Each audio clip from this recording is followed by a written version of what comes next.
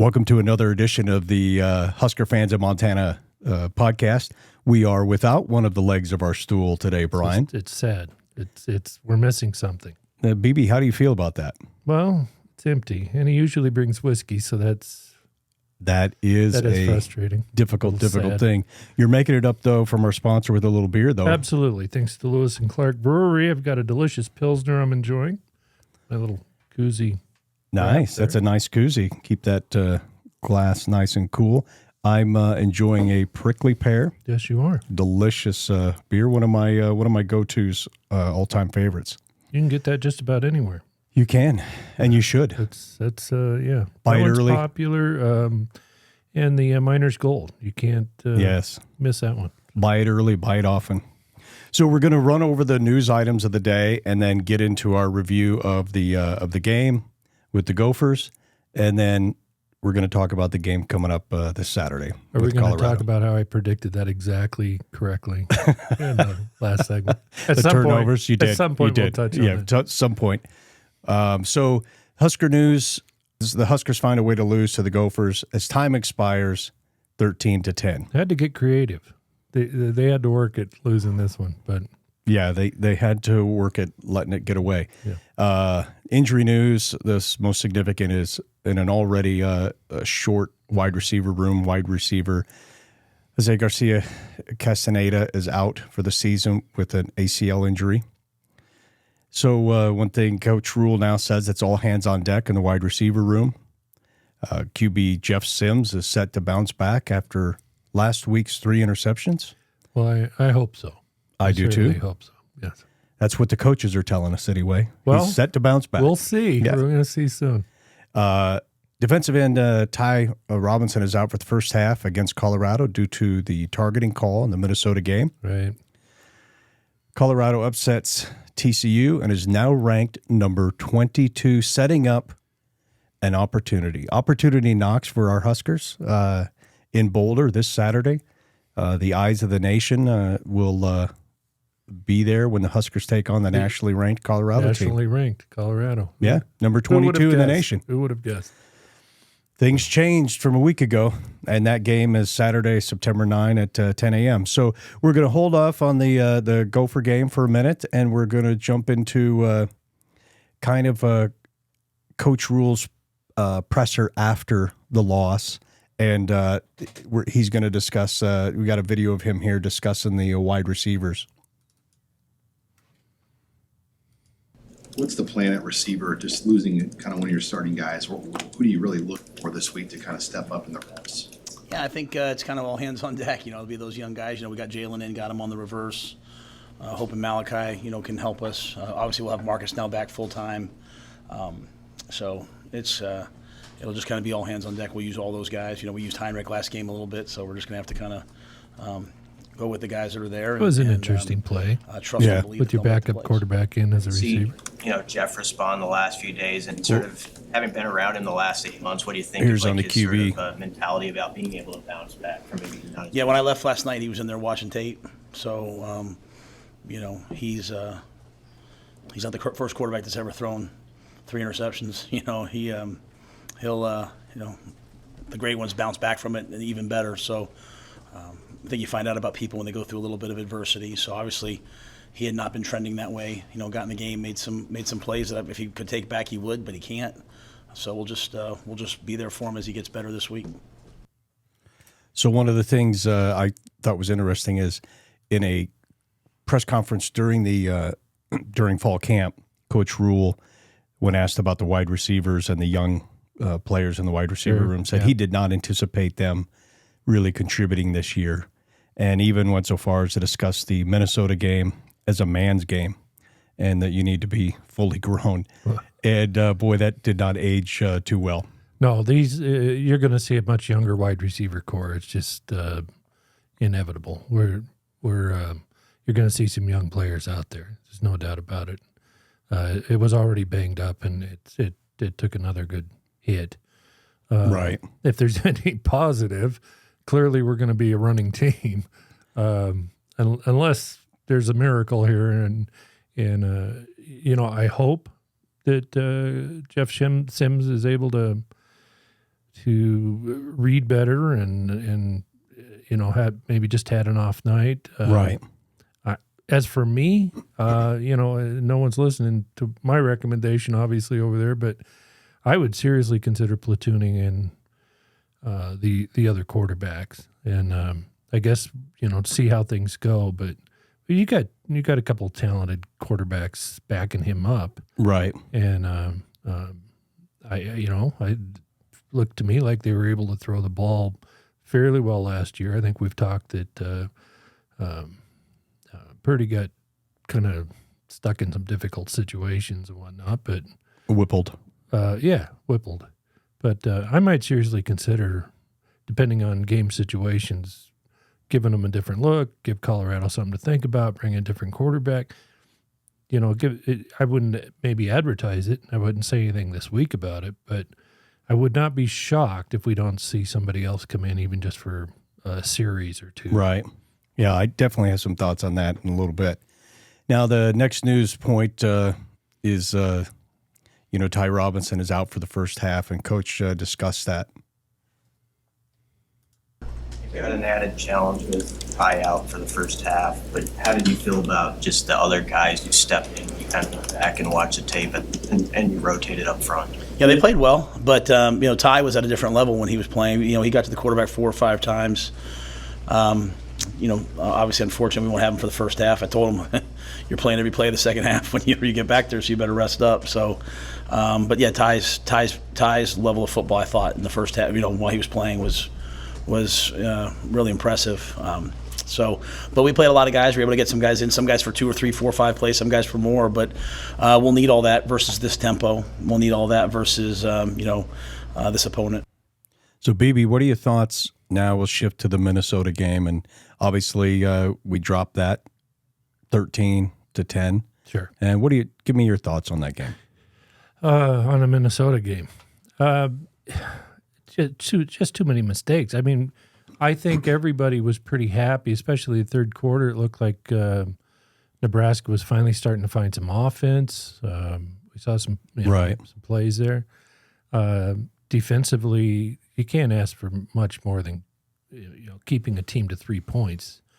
I maybe would have liked to seen a little more pressure on the quarterback. It seemed like he had some opportunities to kind of set up, but as Coach Rule said, we hit him a little bit, once too many apparently. But no, I think he asked everything he could. We clearly had won the defensive game up until the last minute or two.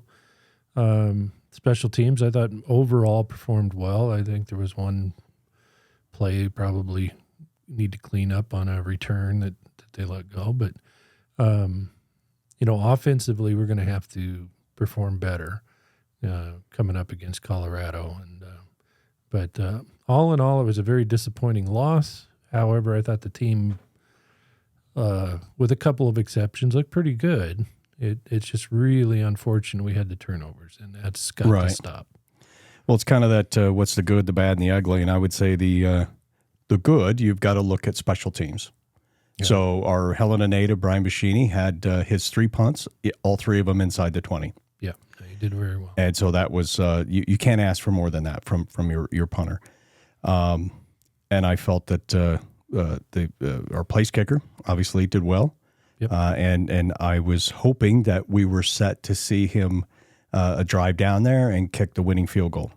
Obviously, that didn't happen. He didn't have that opportunity.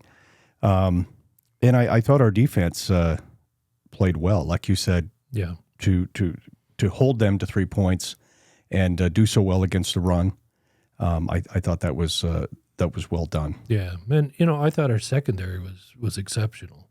There were times where I wish I could say his name. I can't pronounce the Wisconsin quarterback's name, but there were times he had plenty of time in the back. He read the field. There just wasn't anybody open. The Minnesota quarterback. Minnesota quarterback, Kaliki. I can't remember his name. I've tried to put it out of my mind. Right. But, he had ample opportunities, but I thought the corner play was strong. Our over-the-top coverage was strong. Even linebacker play was good. There really wasn't much for him to throw to a lot of the night. I really do feel that if I just go pass fail, then I would say special teams definitely a pass, defense definitely a pass. Unfortunately, offense I got to give them a failing grade. Yeah, you can't have 4 turnovers. There were 3 interceptions. I'll go to my concerns, and I will just say I'm a Coach Rule fan. I am think we both are. extremely supportive. I like the things he says and the way he's taking the program. That said, they make too much money not to be questioned, and so they know what's going on, or a hell of a lot more what's going on than I do. Certainly, me too. many of the things that I know are from them. So what I hear them say, and one thing which logically doesn't make sense to me is Coach Rule said he was unaware of the stat the Big Ten pointed out when they came to campus, that Sims had the highest interception rate of any quarterback that started 15 games that's active.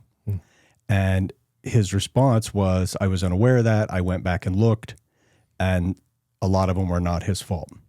So how can he recruited him to come in and run his offense. He brought Sims in. And how can you not be aware of that stat if you're bringing him in? I would way rather have had him say, I was aware of the stat, I looked at it, a lot of them weren't on him, and we decided to bring him in. Unfortunately, in this first game, it looks like that is biting him. Yeah, no, fair criticism. That's an odd answer to the question. If he truly didn't know, then how can you not know? It's clearly something you would have thought he would. If you were relying on a staff member to bring that up to you, then you would say, "Man, that's a fail." Even a cursory review of a kid, you know. Even my limited Google searching came up that as a red flag. So, to me, if we're passing out pass fails, unfortunately, that's a fail. I don't know how you recruit that kid and don't know. Now, maybe that was just a presser slip of the tongue and not, if thought about, not as accurate. I don't know, but definitely that just doesn't seem right to me. That the guy you've handpicked to bring in to quarterback your program, not knowing that he has that issue. And who knows? You would think he would know it. If he truly didn't, then shame on him. If he's just messing with the press, say, "Oh, I didn't know." Right? Who knows? Maybe it was that. Well, unfortunately, what it looked like in game one, again, we only see an extremely limited amount of information, but that's what you make your concerns on it. And I'm not saying this is what they should do or anything like that. What I'm saying is, based on the limited knowledge that I have, these are concerns of mine. And it doesn't appear that Jeff Sims can read the defensive coverage. He certainly struggled in that. I think that, as we were closing out the first half, and then everybody's screaming at their TV, throw it to the open tight end.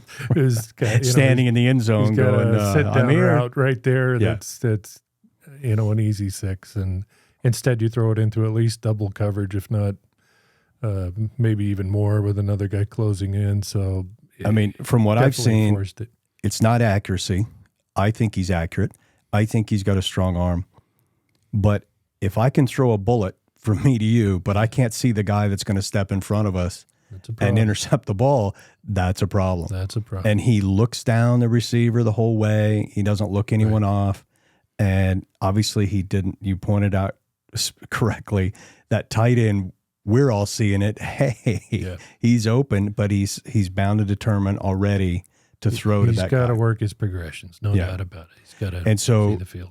When you talk about sometimes coaches, if they've handpicked a guy and brought him in, they have a hard time making a change.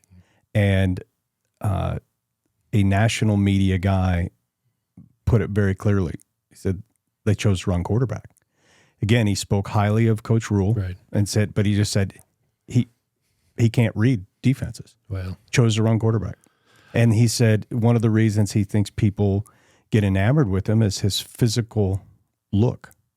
And he just looks like a big, strong guy. Yeah. Well, and he is an amazing athlete. I hope for him that he can overcome this. But that national news guy was very clear. He said that's his problem. That's it from the very beginning. It's not like it just developed. It's not like he's suddenly fumbling the ball and hadn't been, or suddenly throwing interceptions. This is what he does, and that's his weakness. Well, and we'll see how he does against Colorado, which I think is going to have a little lesser defense than Minnesota had, in my opinion. Some people disagree with that. But, I mean, they gave up quite a few points to TCU as well. And I didn't think TCU was nearly as stellar as maybe some of us thought, coming out of last year. But it looked to me like they had lost a step and some players. And if they put up 42 points against Colorado. If you look at it from that perspective, I think that was 45-42 was at the final on that. So I don't remember exactly. I think each team put up 40-some points. So right. Maybe he'll have a better game. On the flip side of that, of course, is we got to keep Colorado from repeating on that. We don't dare give up 500 yards passing offense to. And you're kind of jumping to the Colorado game, but it's hard to keep you reined in. So we're talking Minnesota and what happened in the Minnesota game. So saying where it might go. I'm just saying if the coaches decide that this is a problem, and you're with Sims and it's going to be a continued problem, then you better either start running the option or go to him and say, you'll never be an NFL quarterback. I can't develop you into that. If you want to play at the next level, you can be a wide receiver. And you know all the routes, and make a switch. Sometimes you got to get radical. Bring Purdy in to throw the ball, and we need wide receivers. Put him in as wide receiver. That's a possibility. Even if it isn't a full time, I'd let these guys take a series or two. Give Colorado, give our future opponents a little something to think about, something else to prepare for. And I'm old fashioned enough that when you say run the option, the wishbone, and I'm sitting over here going, yeah, let's give them a shot of that. See how that'd be hilarious to me. We show up, get off the bus in Boulder, and go out there and start running the old timey offense at them and see how they react to it. Well, and Sims looked very poised, and to get the ball where they did on that was the only special teams error really. Was that first mistake, and where they got the ball down on almost a 1 yard line or something. It was ridiculous. And he used his athletic ability, which he did throughout the game, to move that ball off that line. Yeah, he definitely could run. Phenomenal. So the other issue that I had, sometimes if Carl were here, he could help us, whether it's any relationship, family. Yeah, Carl. If, sometimes you just have to air your grievances. And the other thing I had was, and Coach Rule was actually asked about this, and I have that video here, mid-fall camp, he, in the scrimmage, he said Anthony Grant was, had a fumbling problem, and he's not going to carry the ball for us if he can't fix that. And so why then, at a critical point in the game when you just needed to run out your clock, why was the ball in his hand? And then we'll see what he see what he says. Why is he in at that moment if you'd seen that concern throughout camp? Yeah, Coach EJ put him in, thought he was going to break that run. He runs that run really well. Thought he made a good run. It's what happened, right? I want to be careful not to say anything that makes me feel like I'm taking a shot at Anthony. He's worked hard at his ball security. He ran the ball a lot last year. Hindsight's 2020, but that was the call that was made. Coach put him out there. I thought he made a good run, made a guy miss. He had some good runs. Unfortunately, didn't hold the football. I think for us, we trust the players to go make the plays, and unfortunately, we didn't make that one. There's some body language there too. Are you seeing this with Coach Rule? Yeah, there's some pain in his eyes as he's answering that. Yeah, I almost would have. Again, I like what Coach Rule is doing. I almost would have wanted to hear, as a coaching staff, we need to not probably put him in a situation like that. I would have just liked to have preferred almost taking that responsibility totally on the coaching staff and away from Anthony Grant, or worrying about blaming him for fumbling, but maybe blaming the staff and himself as putting him in at that point. Here's the difficult situation that the coach is in that press conference for that question. He probably knows what he's going to do, and it's probably not give Grant the football again in anything close to that circumstance. But I do think if he goes out there in the press, right afterwards and says, it was a mistake to give Grant the football.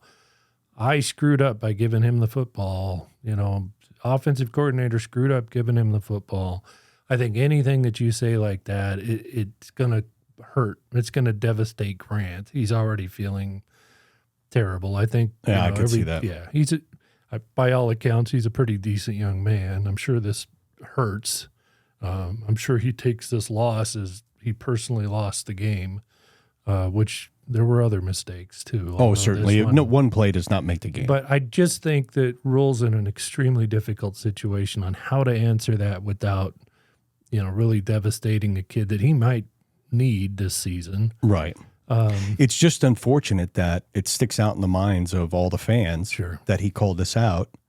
And then, again, on that critical drive, who's carrying the ball? And he actually had more carries than our starting running back. So that's one of those things that don't make sense logically. I think there's things that Rule feels he can't say in that press conference that if you could read his mind, I suspect his mind would be, you're damn right. That was a mistake giving him the football. Right. But I don't think it's positive for him to say that out loud. It doesn't accomplish anything other than, maybe Anthony hurting him even more than he probably feels hurt already. Right.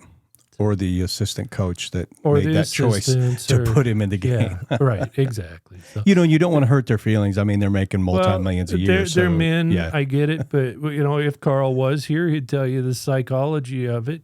I've been there. I've been where you feel like, gosh, I really screwed up. Right. And, you got coaches and others saying, yeah, you really screwed up. You are a screw up. And that, it doesn't help you. Well, no. And I wouldn't put it on Anthony Grant at all. Right. But maybe the assistant coaches might be the same. They might be a little fragile. And we don't know what's being said in the locker room. Yeah, exactly. So anyway, those are two things that, again, ultimately the buck stops with the coaches. Sure. You and I don't get an opportunity, and we'd suck at it. Right. But thankfully so. It'd be fun, though. Yeah, it'd be fun. It'd be fun. One season. Yeah. Maybe one. you get one game probably. Yeah. So I guess if I would just say if I had identified an issue, I probably wouldn't roll the dice and given him an opportunity at that moment. I would have played it safer and had someone else in there. But I think we were all surprised by that. But here is Coach Rule just overall on the loss. Obviously, that was disappointing. A lot of credit to them. Made 2 huge plays down the stretch. And I just told our team, and I want to make sure I say this, there's no such thing as close losses. I already know a lot of people say, just another close loss. As I said to our guys, we can be a really, really good football team. To think that we were to turn the ball over 4 times, to think that we turned the ball going over in the half in the end zone, to think that we turned it over twice in the last 2 minutes of the game, and they still had to kick a walk-off field goal, really shows what I think we can be. Thought the defense was dominant for long stretches, stopped the run early, turned it into a drop-back game. We knew that their quarterback was really good for them, made some plays, including the final play.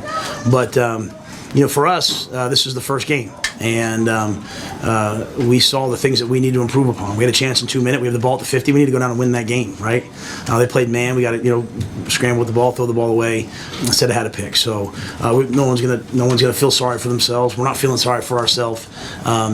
It was a learning experience that we have to overcome. So. And I think he's absolutely right about all of that. It's just for the fan base, it's not the first losing game. Close loss. No. For most of those players, it is, and certainly for all the coaching staff, it is.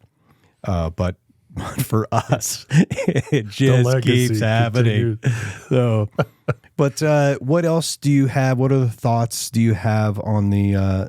I thought that was Minnesota one of the game. Greatest receptions in the end zone by Minnesota I've ever seen in my life. I agree. For that, and forgive me for not having his name handy, but the athleticism and the just amazing. The focus to keep that that front foot up. When we watched it in real speed. Oh, I was like, he's oh, out. okay, that's He's out. forget That's it. easy.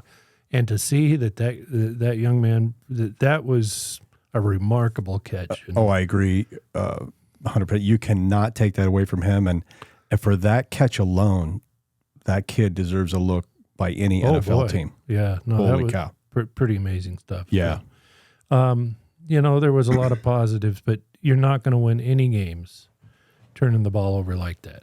I don't care who it's to. It could No. be a weakest opponent this season. You're just not going to win doing that. So No, it's just not that dominant of team to suffer that many turnovers and be given that many opportunities. Right. I mean, back in the 90s, and maybe there's some teams we let hang around because of some of that stuff, but we just don't have the talent level to do that. Absolutely not.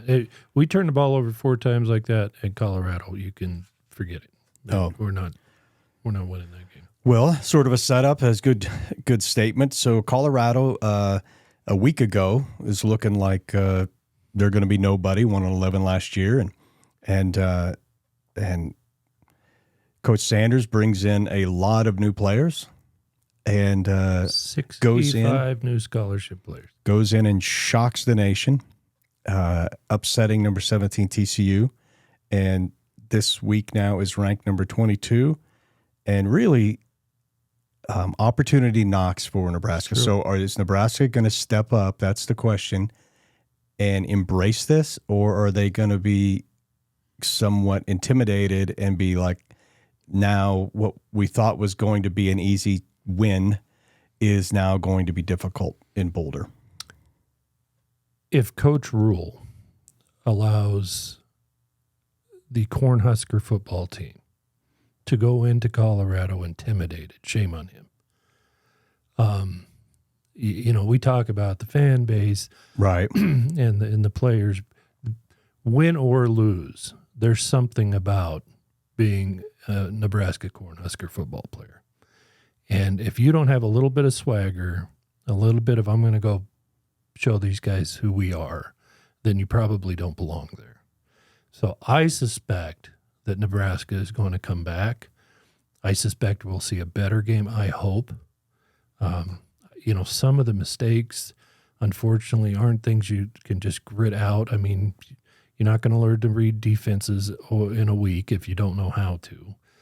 But I do think we're going to see a maximum effort. I don't think we're going to see kids from Lincoln being scared to go over to Boulder. I don't see that. And for all the show time and prime time and all the rest of it, I think once the ball's kicked off, it's going to be a Colorado Nebraska football game. That's my opinion. Yeah, I tell you, there's a lot of glitz and hype and everything like that with Coach Prime, sure. And he loves that. That's what he's all about. Well, I got to tell you though, I'm impressed with him. Sure. I mean, I'm impressed with the man underneath that he seems to be. Just what I'm looking at. I mean, he's obviously very driven, been very successful at every level of football in his life, and I like that he's gives thanks to God, and he's not. I mean, I think kind of what Carl was saying. I think it was last podcast or something that DB's got to be pretty cocky.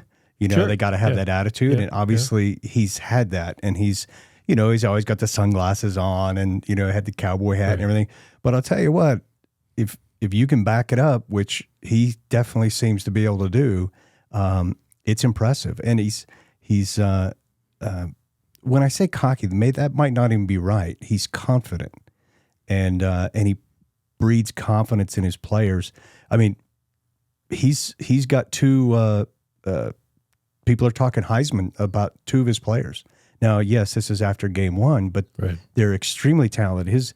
Both of his sons are very talented. I mean, one blew out the school record at Colorado for passing yards. Yeah, he can throw the ball. And the other one had 10 tackles, I believe. So. And so, and then with that, he's boldly got a kid that's Hunter playing both ways, wide receiver. The guy had, over 100 and some yards, 119 yards reception, and had an interception on defense.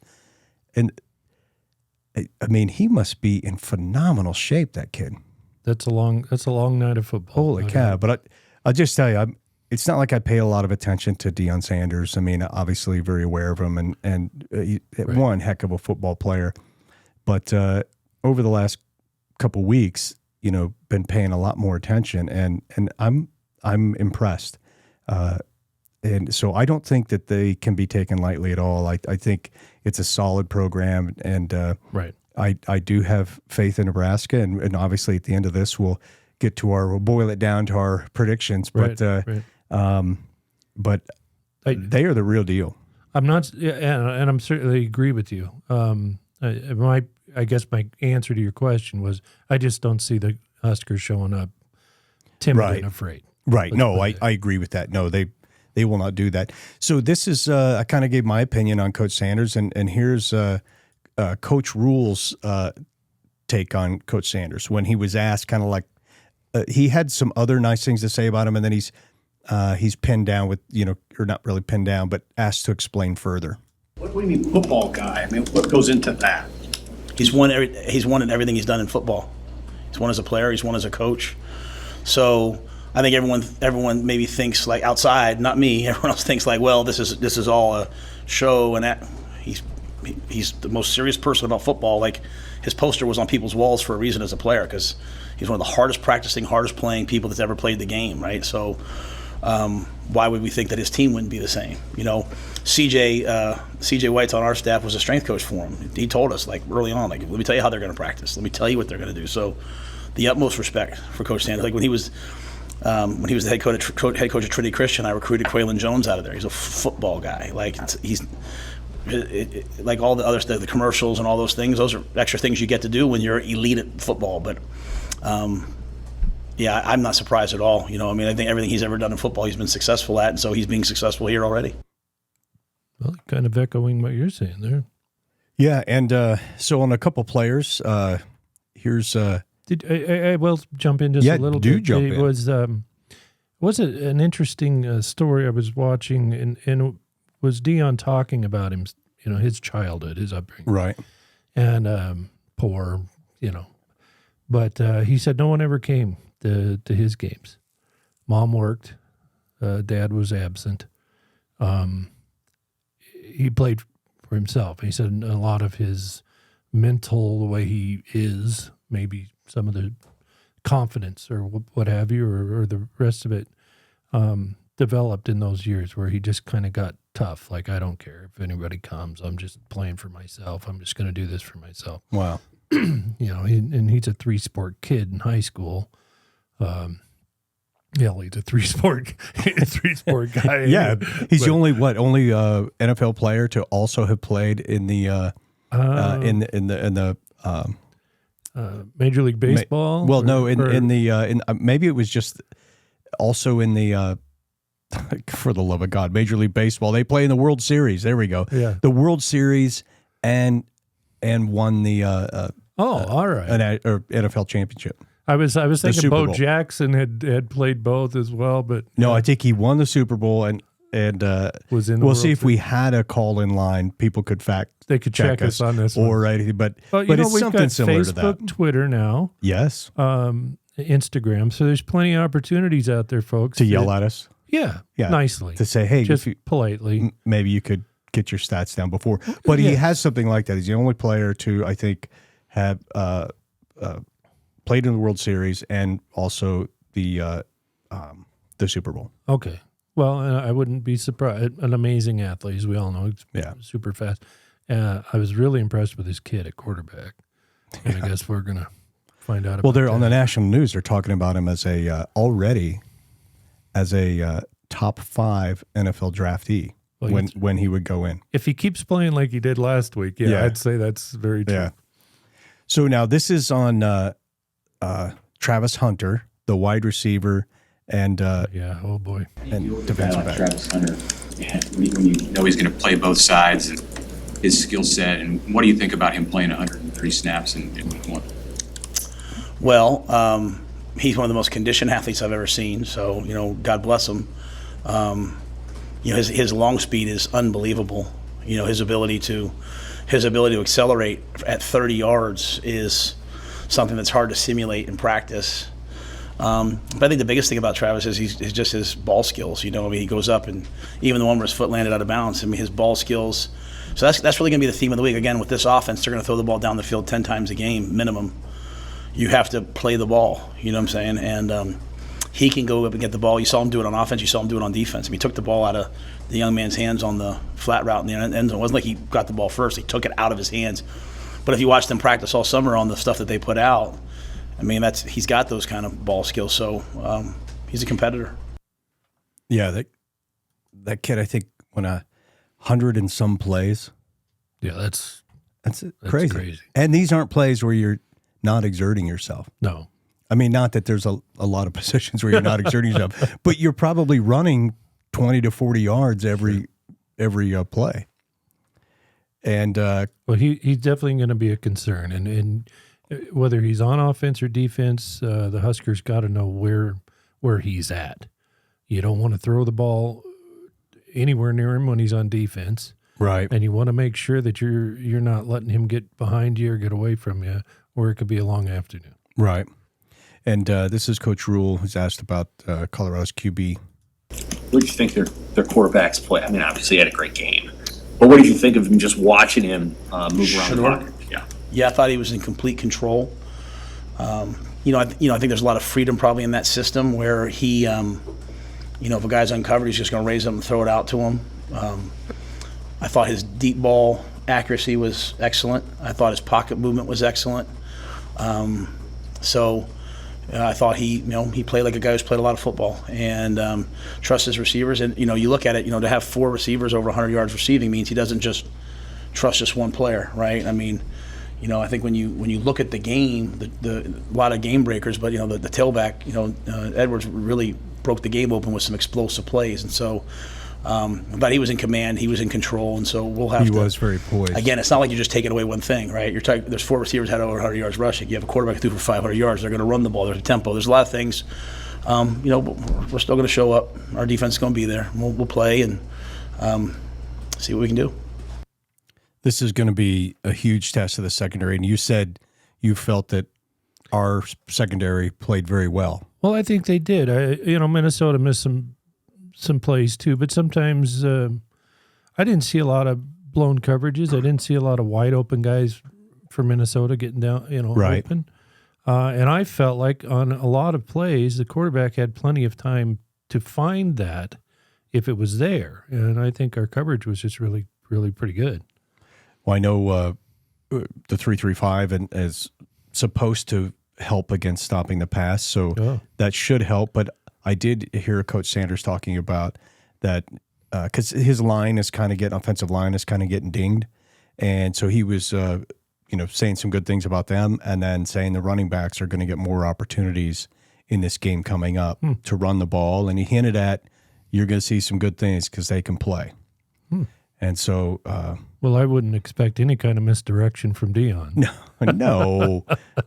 If he says just look him in the eyes. I wouldn't even look for a pass all game. You look him in the eyes, and it's like a poker player with those glasses. I was going to say, he should be the World Championship poker. So this is, know thy enemy segment, and so here's his little part of his presser.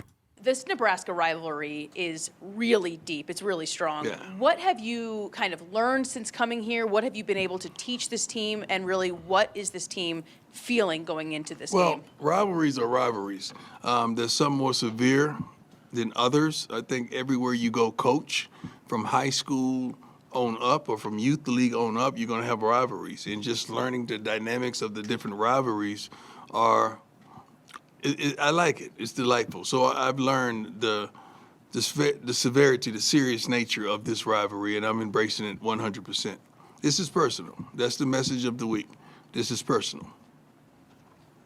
Jimmy Surfoss, 247 Sports. I guess, what have you just seen from this Nebraska team so far?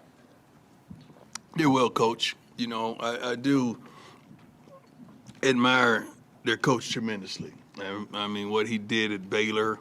I know things didn't go the way they desired them to go in Carolina, but just that opportunity and doing what he did is something that some aspire. I don't aspire to go to the NFL, but some aspire to go to. But I like him. He's done a phenomenal job with that team and trying to get them in the right direction. They play hard. They play tough. They're physical. They dot I's and cross T's, and trust me, they're not going to lay down in any means. They're going to come in here and be prepared for a dogfight. They know the athleticism that that we feature and what we come to the table with. So it should be a tough game. And I think we may have a couple of players that played for me once that's on that team as well. What do you think? Well, I appreciate the respect they seem to have for each other. Sanders and Rule, that's nice. I don't see a lot of changes coming from when you're putting up 500 yards passing. I'm not going away from passing until the defense takes it away from me, to be honest with you. But No. Edwards he was strong too for Colorado. They got a lot of weapons, and you just got to take them down. It's really what makes this so hard is it's so early in the season. We don't have any common opponents. We don't know who beat Right. who and who's hurt now or who's proven themselves 3 or 4 games. If this game was being played later in the year, we'd probably have a much better feel for how this is going to go. This is a tough one. This will be a tough game to try to figure out how it's going to go. I want to be optimistic, and it's just by nature. It's who I am as a person in all aspects of my Right. life, as you know. I think we may match up okay. I want to see our defensive line get some pressure on Sanders, the quarterback. I think if we give Sanders, the quarterback, too much time, he's going to burn us. So, Right. Yeah. And that's a bummer with Ty out Absolutely. half the game. I mean, like Coach said, he just played at a higher level, and he was, in the quarterback's face, often. If we change numbers or something, could we get him? We just call him, Bobby X or something. Put him in for you. Yeah. Can you just, set someone else? Do they really pay that close of attention to who's sitting on? So this is the Big Ten, Coach Denardo, and this is a little long, but we can chat over it and Sure. add our comments. But just like you said, it's an early game. We Yeah. don't have a lot to talk about or to compare things to because, my concern is TCU is ranked number 17. They are the number 2. They certainly took care of Michigan last year. Right. So, unless you think they just totally went to pot and a unskilled team beat them, we've got to say, hey, Colorado just went in and played with and whooped a really good team, a team that took care of our best Yep. Big Ten team Yep. last year. So these folks, I think it's worth looking at Urban Meyer's analysis and Coach DiNardo. Nebraska, Colorado. You and I have a unique perspective about this game. You've seen Colorado practice, and you've seen Colorado play. I've seen Nebraska practice, and I was part of this rivalry for 9 straight years. We've both been head coaches, and we knew we had to do certain things before we ever played a game. Let's talk about some of those things. Yeah, when I got my first head coaching job, I had some great mentors, Lou Holtz and Earl Bruce, and they made it very clear that before you get to calling plays, picking the defenses, what color uniforms you're going to wear, you have to do 2 things to get the team organized. And number 1 is to spend all your time on this early in your career as a head coach. Number 1 is develop and implement a culture. That's your culture. It can't be anyone else's. It has to be yours. You develop, you implement it. And when I went to visit Coach Prime, I've known him a long time. And the one thing that was perfectly clear when I went to Boulder, Colorado about 3 weeks ago, I walked on that practice field having no idea what to expect. You know what I saw? Effort and discipline. And it was all over the field. His assistant coaches, his players, it was very clear what he expected. Matter of fact, when he talked about effort, I saw him stop practice and go after a player and go after coaches because it wasn't the effort that he demanded. He demanded, it was his culture. Number 2 is talent acquisition. And that's roster, Now, but it's this also is coaching interesting, staff. the number. This is unprecedented times, Jerry, when you look at what's going on in college football. The normal transition of roster used to be about 14 to 22, 23. Right. You have your seniors graduate, new class comes in, maybe a transfer or 2, sometimes none. Colorado has 87 new, not transfers, 87 new. That's transfers plus freshmen. I didn't realize this. Nebraska's number 1 in the Big Ten was 62.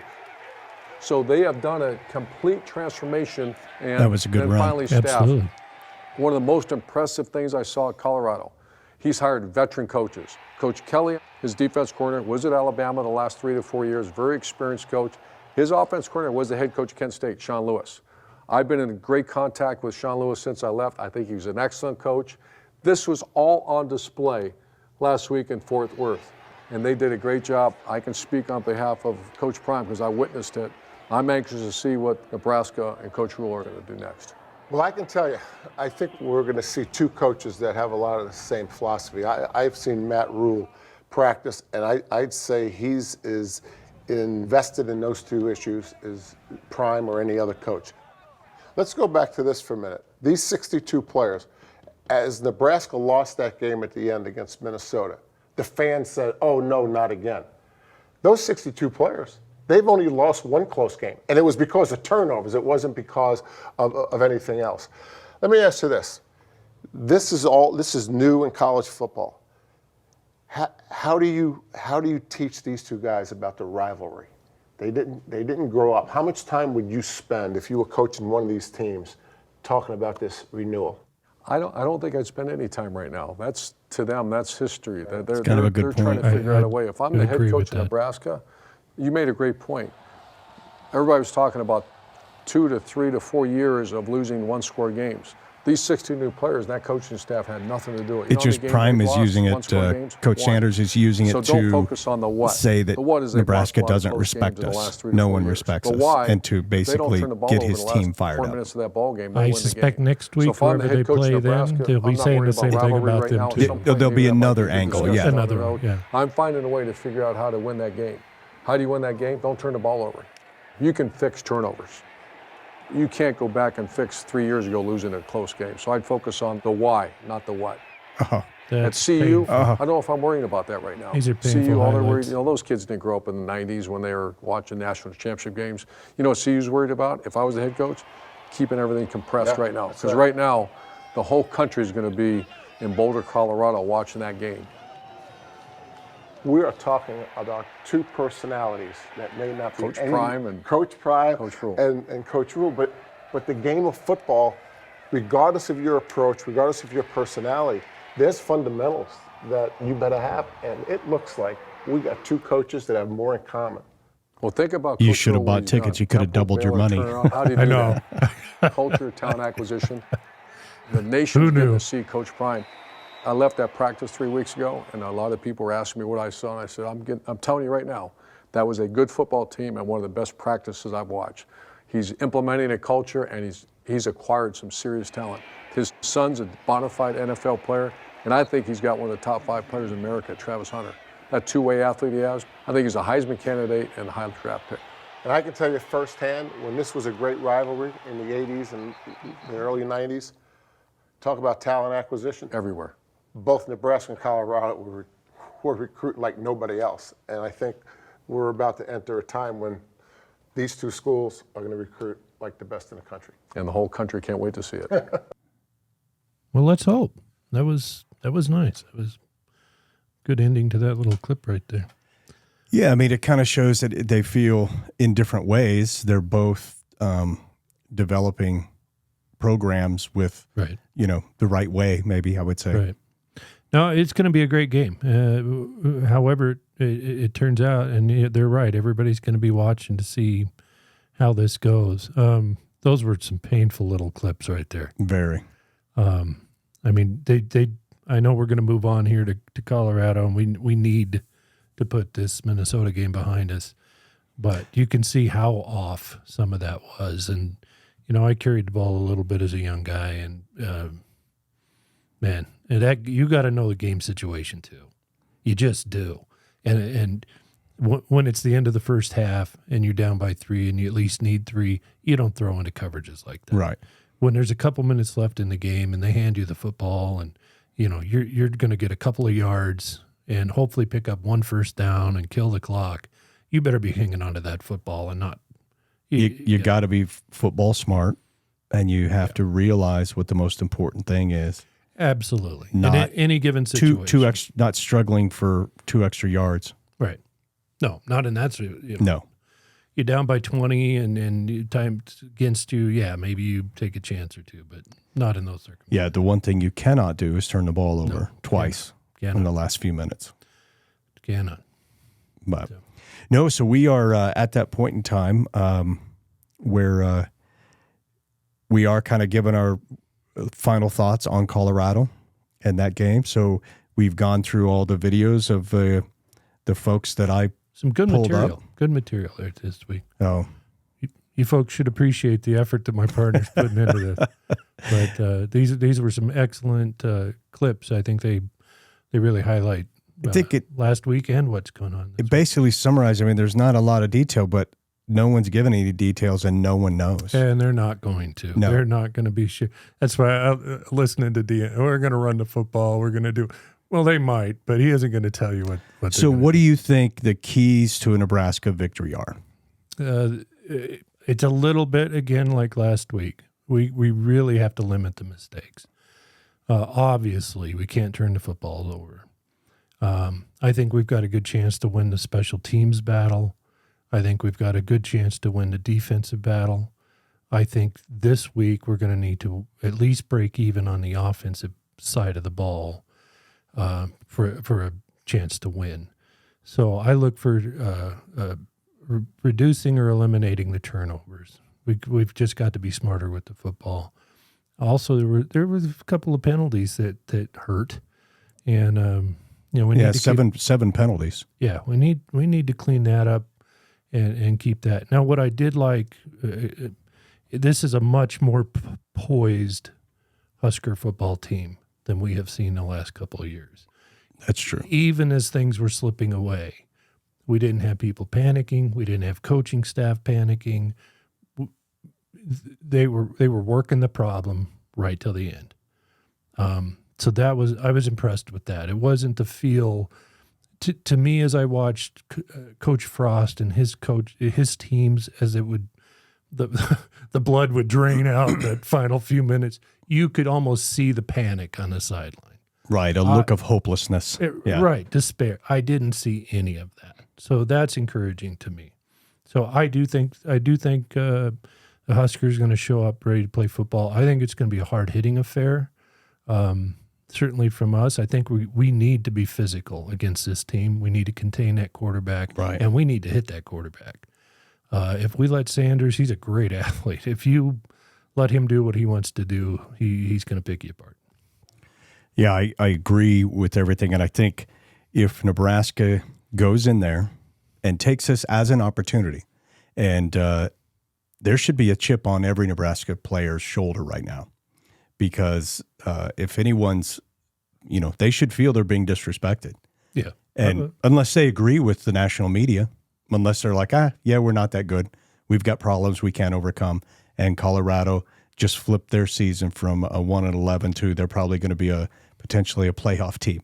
If that's their attitude, then okay, just go into the game and do it. But if they should be in that locker room and at practice saying, oh, the national media wants to give all of their players all this attention. Well, this is my opportunity to go in there and hit them hard, right, and get some respect back for myself and for this program. And when I say themselves, so each position has a counter position on the other side, and so they'll be battling with them.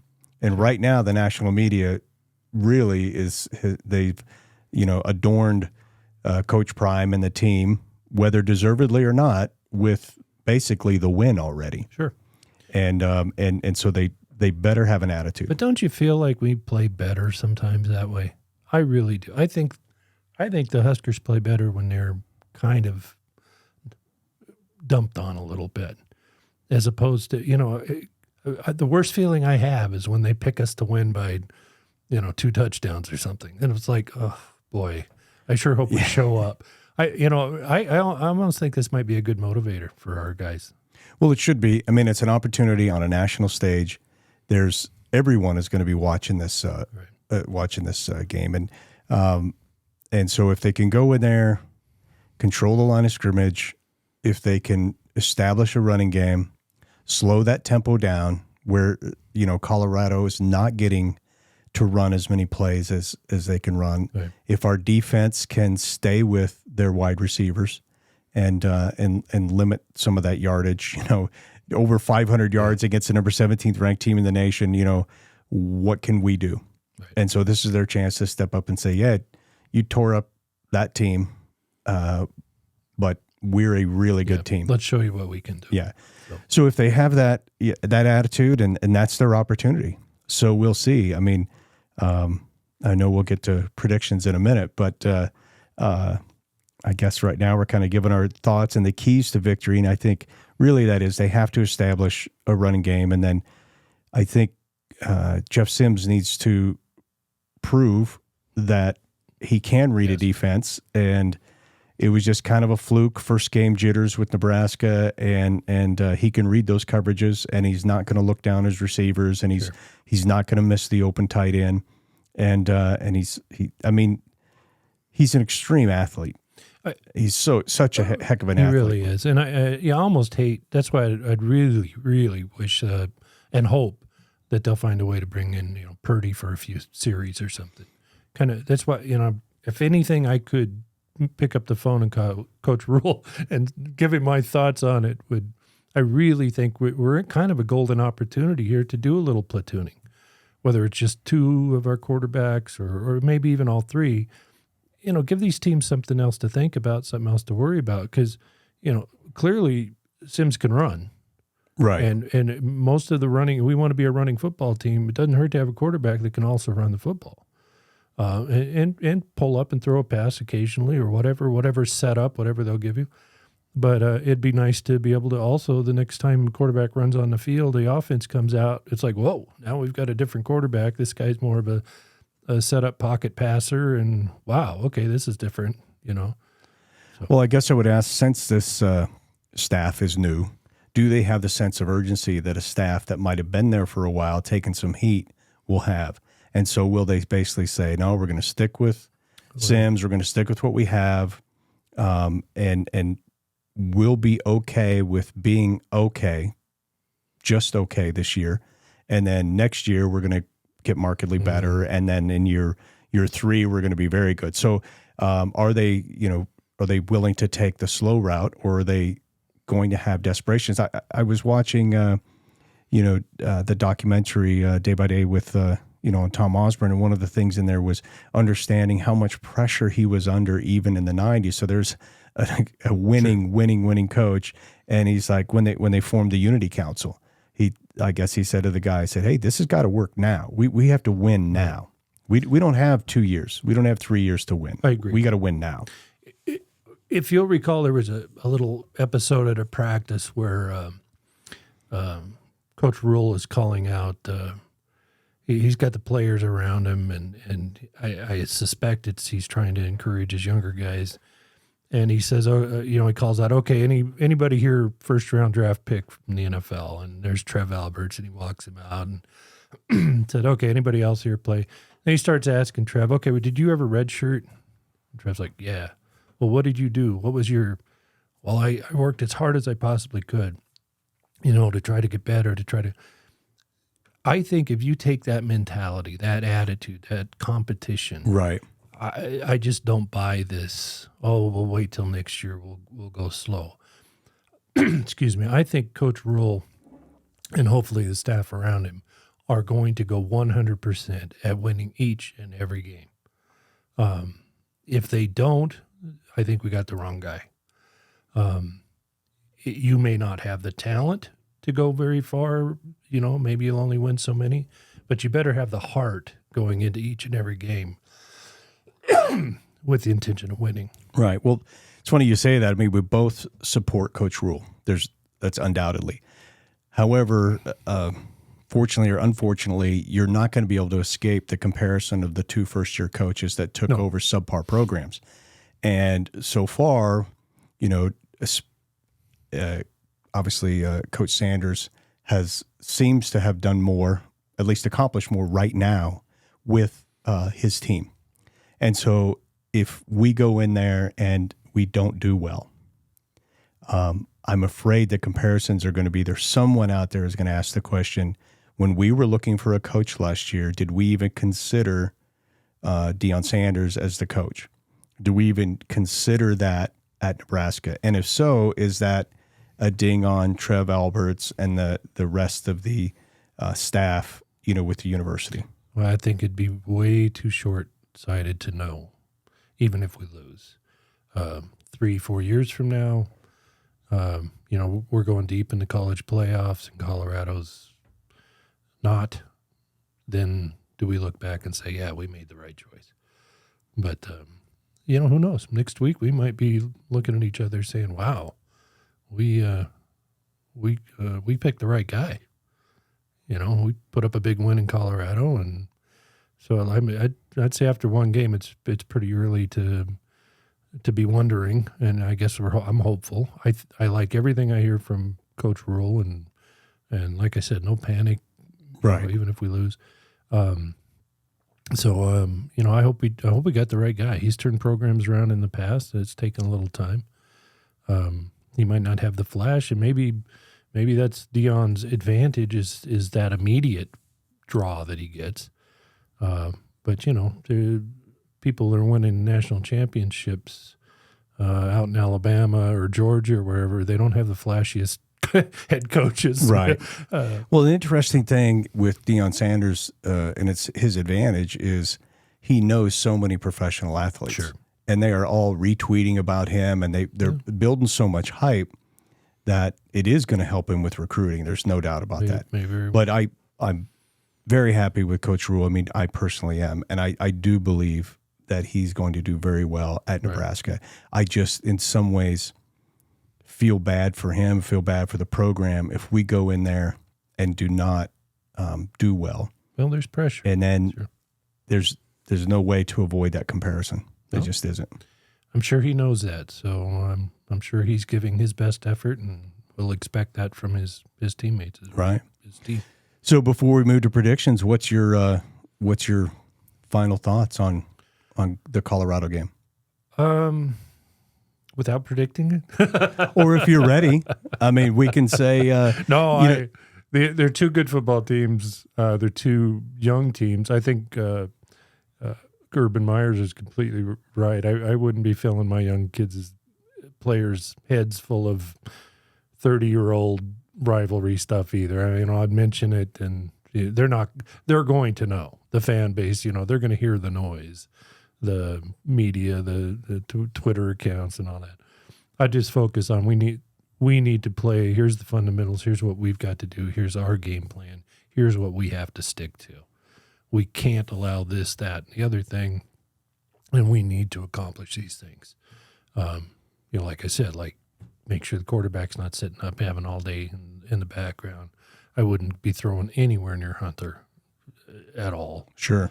So you just got to know where that guy's at on the field, both sides of the football, I think. So, but sticking to our Montana theme of mining from our past. So we're looking for, is it true gold or fool's gold? What are your thoughts? Can Nebraska beat Colorado in Boulder this weekend? They can, and I actually feel stronger about it than I did with the Minnesota game, which admittedly, as I said, with the turnovers was the biggest threat. If we can eliminate the mistakes, turnovers, minimize penalties, I see us beating them 35-28. Well, that's awesome. I don't say that flippantly. I think that we had glimpses of a running game that if we can sustain that against Colorado, they're going to have a hard time stopping us. I think we will have an easier time stopping their passing than they would our running. And it's going to have to take, like I said, it's going to have to take a near perfect game on our part. We can't be turning it over. But if we hang on to the football, we eliminate those mistakes, I think we can run the football against Colorado. Well, everything that you've just said, I want to be true. I want Nebraska to go in there and just, knock them, hit them hard, and all of a sudden they're sitting there thinking, wow, this is a different type of team, different type of conference, and this is a whole different, type of game than we were in last week. And being a Husker fan for all my life, some of my earliest memories, I definitely want Nebraska to beat Colorado. Sure. If I'm ask this question myself, I have to look at the logic of it. And Colorado defeated the number 17 team and looked great doing it. In all aspects of their game, they looked good. They didn't seem frazzled anywhere. And that wasn't the case for Nebraska. Unfortunately, after the first game, it looks like we are pretty much a running team. And right now, they haven't proven that we can read defenses and throw the ball. Okay. I want all that not to be true. But I think Nebraska goes in there and unfortunately does not win the game. And we're going to have to resign ourselves to a slow build and enjoy incremental growth this season. And look for better things to come in the future. I just think Coach Rule was handed some difficult things with our wide receiver room. Now we've got players that he said in fall ball, we didn't expect them to be playing. Mm-hmm. Now he's saying they have to step up and play. Sure. He's got players in other positions that are hurt, and I just think that there's reasons that he can't control, and it breaks my heart to have to see another season like this. But I think we're going to go in, and it's not going to be a good day for Nebraska, and we're just going to have to resign ourselves to a slower build. Okay, well, that's our thoughts. Also, I was wondering if you permit me, I'd like to give a little shout out to the. It's not football. Just a little shout out to the men and women serving in the United States Coast Guard throughout the United States and overseas. As you know, my son got married. Yes, he did. About a week ago. So I'd like to just say thank you to all of them. I'd like to say thank you and hello to Ben and his crew on the U.S. Coast Guard cutter Reef Shark up in Auk Bay, awesome, Alaska. And I know that they're listening to our podcast when they're underway. And so I just want to say hi to them. What else do they have to do? But we do appreciate them listening. I mean, if they need to get to sleep and there's waves, we could help with that. Semper Paratus to you guys. Thank you very much. Hey, I think that's awesome. And to everyone serving out there, all the young men and women. Absolutely. We appreciate what they're doing so we can be retired and hang out here and enjoy talk our Lewis and Clark beers while we talk football. So. Anything else, BB? No, I hope I'm right. I hope you're wrong. Oh, no one hopes that more than me. No one. All right, so not for Carl, he's gone. We'll hopefully have him back next time. And unfortunately, if I'm right, we're definitely going to need the whiskey corner, absolutely, Carl's whiskey corner throughout the entire season. Become a bigger feature of this show. Yeah, it may be a full half hour or something. So for BB, I'm Ricky J, and you all. Well, hold it, stop. I'm going to cut that out. Let's have a better ending than that. Y'all. Do we clap? For BB, I'm Ricky J. Cheers.